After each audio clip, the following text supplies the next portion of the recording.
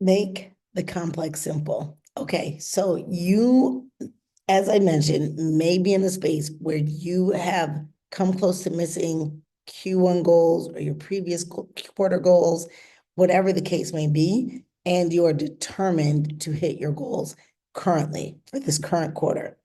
It's really important that you keep things very simple so that you can remain uber focused on reaching those goals, those set goals.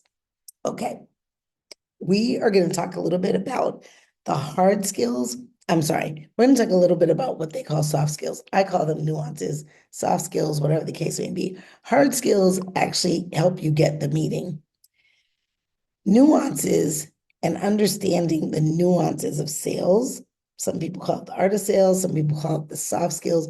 The nuances of sales differentiate traditional sellers from trusted advisors to elite trusted advisors. And I'm going to talk a little bit about that. So, traditional sellers hold the identity of going into calls, meetings, etc., with their own agenda. And it's good to understand what it is you'd like to get out of the meeting, but everything isn't based on your agenda. They also hold tight to their identity as a seller versus being a problem solver. So we all know that when you're in a scenario with your buyers, that buyers typically have to have a pain point. If they don't have a pain point, it's highly unlikely that they're going to make a move and make a decision. Now, it goes without saying, sometimes companies, departments have budget and they need to make a decision, but chances are they're going to make a decision around some things that could help solve some kind of a problem, right? And or push them to a higher level. So again, we're going to talk a little bit about the nuances. I'm going to give you 3 nuances that differentiate elite trusted advisors that you can leverage right now if you already are or are not. Actually, I'm going to give you 4. I'm going to give you a bonus. The first one is active listening. We all talk about it. We all say we need to talk less in our sales meetings. We bring managers that talk too much in the sales meeting, and everyone's focused on their own agenda. So active listening. Active listening sounds like asking open-ended questions. Active listening, I put being prepared in active listening because there are going to be things that you're hearing that maybe go against what you learned, or they are totally aligned with what you learned. And that doesn't mean you immediately jump in and say, hey, that doesn't match up with what I learned. It also doesn't mean you jump in immediately and say, yeah, I did the research on that. And I know the same thing you're saying is what I learned, right? You'll want to help them continue to talk and flesh out and be open about what it is they're looking to solve, what the current situation looks like, and if they're going to make any decision, what does that look like? Okay, in addition, micro wins. So understanding that mutual micro wins have to happen. And again, that is you not going in with your own agenda. So mutual micro wins. And micro wins can be something as simple as scheduling the next meeting because there's some interest on both sides to continue a conversation.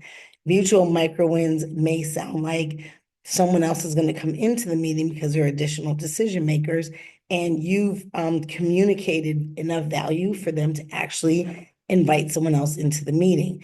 Mutual micro wins. It could be sometimes that the meeting doesn't happen because the right people aren't in the room, and whatever you put together needs to be presented to the appropriate decision makers.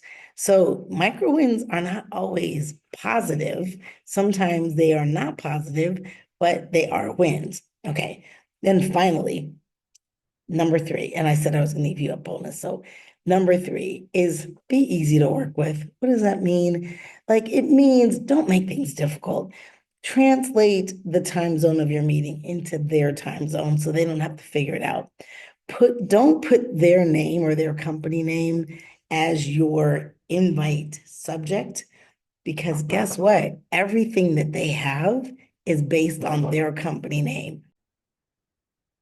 When I was selling in my corporate life, I called myself the chief navigation officer. So some of these companies that we sell within, right? So your employer could be like the size of a small nation, right? If you work for a Wells Fargo Bank or Discover Financial or an AT&T or a Microsoft, your organization's literally the size of like a small country. So I would call myself, when I was working for a Fortune 750 very large company, the chief navigation officer for my client. I'm going to help you navigate not only how to work with us, but also how to leverage the fact that you are putting an agreement in place with our organization, and there could be other services that you would be interested in using. So that is my role, is to help you find ways to leverage your time, energy, and investment to get the most out of it. Okay, so that's number 3. Be easy to work with. Little things like translating the time zone. I know some of you already know this. Also, not just putting the name of their company. You're doing that for you. But when they get the invite and it's on their calendar and it says, if you're sending something into, let's just say Microsoft, and it says Microsoft introduction, they don't know what that means. They work for Microsoft. I know a lot of people have never thought of this, but you'll want to put both names and put your company name first and or your personal name first so that they know who they're meeting with, because we're sellers. We know who we're meeting with and why. Okay, so that's number 3. And then I cannot stress this enough.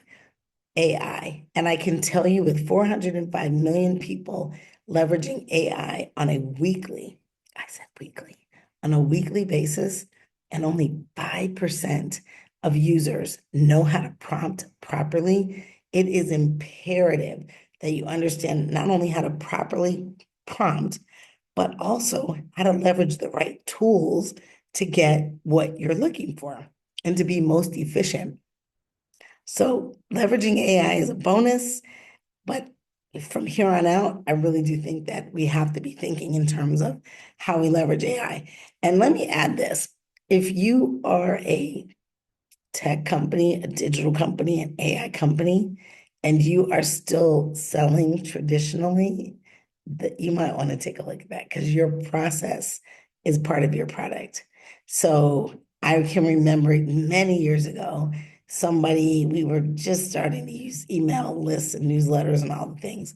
And we wouldn't get an email that the email had gone out. We would get like a text or something. It was just something strange. It's like, why are you texting me that an email has been sent? Like, it doesn't really work.